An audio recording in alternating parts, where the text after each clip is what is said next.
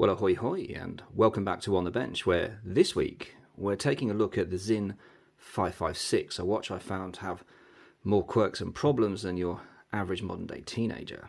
As ever, this is not an unboxing video. I don't like them, I don't do them. This watch has been thoroughly worn and tested to give you as accurate a review as possible, and then simply reboxed for the review. Please do stick around until the end to find out just what I think of this 556. And I always welcome a subscribe, and getting involved in the comments at the end. So without further ado, on with the review. Box-wise, externally, we have a Sinn branded hard case, inside which we'll find some case candy. There is a very extensive and interesting to read brochure from Sinn about the 556 particularly, which is nice. It's not a generic one that you'll find in other makers. It's particular to the 556. It's in English and in German, so always good for swatting up in your foreign languages at the same time. And next we have the warranty and the guarantee. I would suggest keeping this handy. Beneath that we have an internal faux leather padded box, and inside the faux leather padded case we have the watch and a couple of other freebies. We have a watch strap removal tool of a very good size, which is nice to see for a change. We have a bottle of this stuff. Now, this is thread locker. Really nice that they put this in. The straps that Sinn use work on rivets that you screw in and out with an Allen key. There's also an Allen key in there underneath the watch. This is essentially a low viscosity glue. What you do is when you are taking links out of the watch and you go to put the rest of the watch back together, you put a dab of this on the rivet as you then screw it back in, and this will then lock that in place until you use something like the Allen key to undo it, and that will then break this glue and it will come out nicely. So it keeps it really safe and secure on your hand, and it's nice they put it in because many people don't. And then there's the 556 itself, which is sitting on a plastic support. When it first arrives, it is absolutely encased in shrink wrap, which does a very good job of keeping it safe while it's in transit to you.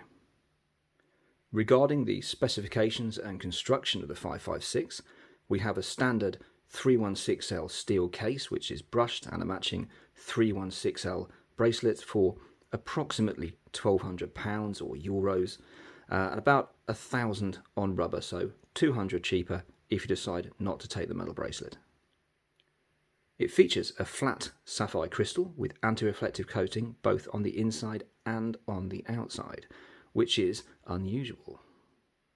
The 556 comes in one size, which is a 38.5mm face, but if this is a little bit small for you, if you have got larger wrists, then do have a look at the 856, which is visually almost identical.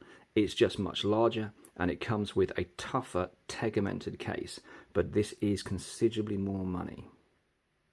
The face, as standard with the 556, is a gloss black with superluminova lume, but there are various options on this. You can have it with or without numbers, you can have it with or without a red second hand, and there's also a lot of other colours currently available to it at the moment, so Sinn have jumped quite happily on the bandwagon of making coloured faces available. They are available, they are a little bit more money, but they are out there if you fancy something a little bit different from the standard black.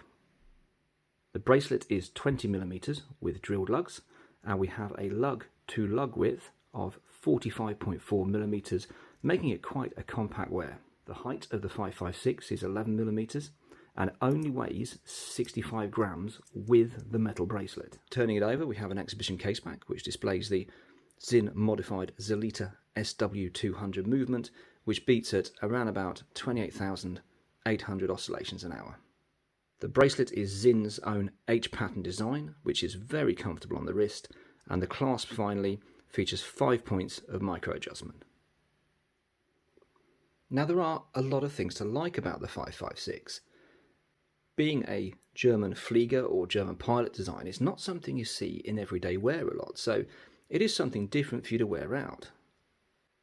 It wears a lot of hats well. It's thin enough to go under buttoned up cuffs, it's smart enough for a suit, but also casual enough for a bar or any other event, and if you throw a NATO on it, it does a great job, at least visually and superficially, of being a field watch. And Sinn must be aware of its everyday appeal because it's rated at 200 meters of water resistance. And let's be fair, if you're a pilot and this is allegedly a pilot's watch and you're needing 200 meters of water resistance, you're having a pretty bad day. But its everyday appeal is really dampened by some very bizarre design choices. And the biggest one is this face. Sinn have put the glossiest of glossy faces they could possibly put on this watch. Hence, they have then had to put 2 layers of anti-reflective coating, one on the inside, to try and dampen it down. This thing in direct sunlight is like wearing a black mirror on your wrist. You have these lovely matte black ends to the hands, but they're sitting on this gloss face, which doesn't suit it at all. And it's a real back-to-front way of dealing with the problem. If your bath's overrunning, you don't generally stick another bath next to it to catch the running water that's coming off. You turn the taps off. So why have this external AR coating when you could just take or damp down this gloss coating that's all over the dial? It's absolutely bizarre. And furthermore, when you put this anti-reflective coating on the outside of the watch, it's infinitely more scratchable than the super hard sapphire crystal you've just put it on top of. Now, I have heard of people taking an abrasive to these watches and removing this external coating. That's not something I'd be comfortable doing, but it's a really strange way of trying to solve a problem. Just take the gloss down on the face. My next strange design choice is the decision to put an exhibition case back on it. I have to be fair and critical, because it's what I do, that it's really not all that to look at. Yes, they've put a bronze rotor wheel on it, or brass, rather than the standard one that would be on the SW200 as it arrived with them, but it's really not all that to look at. It's not particularly inspiring movement, and it's a tool watch. Tool watches generally don't have exhibition case backs because they're meant to be out there doing things and getting bumped about. You're not taking it off and looking at the back for the sake of it looking pretty, and perhaps it would be better just to have it covered up. Which brings us to quality control problems, and this watch has them aplenty.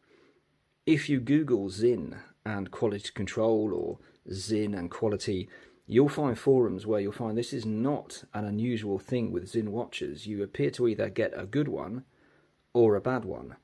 And guess which one I got? First of all, let's start with the crown. It feels rough, it feels sharp, it feels unfinished. Even the Sinn S on the side is extremely rough on your fingers. If you catch your knuckles on this, you are going to lose skin. Now, it may be that they're all like this, and I have a feeling that they are. It may be that I have one that's accidentally not been finished. I doubt it. It feels awful. The brushing on the outside of the case is pretty poorly done. It looks like it's been done with a Brillo pad in some areas rather than on a machine. It's very disappointing for a £1,200 watch. It's just not up to scratch. Moving on to the stem, when you unwind it and take it out, there is a distinct metal on metal grating sensation in your fingers. It feels like they have forgotten to, or not put on enough, the tiny little dabs of oil or lube that are used to make this stem move in and out smoothly. It feels really nasty. It snaps out. It doesn't smoothly glide out. It doesn't inspire confidence. The next problem with the stem comes with the indexing of when we are trying to set the date, the time, or wind the watch. You will wind this out, you will then go to wind the watch, and the date window moves. Oh, so you'll pull it out one more, or push it back in one more, you'll try again, and the hands will start going around. It doesn't want to index into the two positions where it should be. It should be neutral, one's out for winding, next position, date window, next position, setting the time. It does not like doing it. Sometimes it does, a lot of the times it doesn't. And then we come to the pièce de résistance of the quality control issues that this watch has. I'm going to try and demonstrate this. It might be difficult to catch on the camera, but as we move the stem in and out, the face actually moves now. This only started a few days ago, but the face has come loose. I'll see if I can demonstrate it now.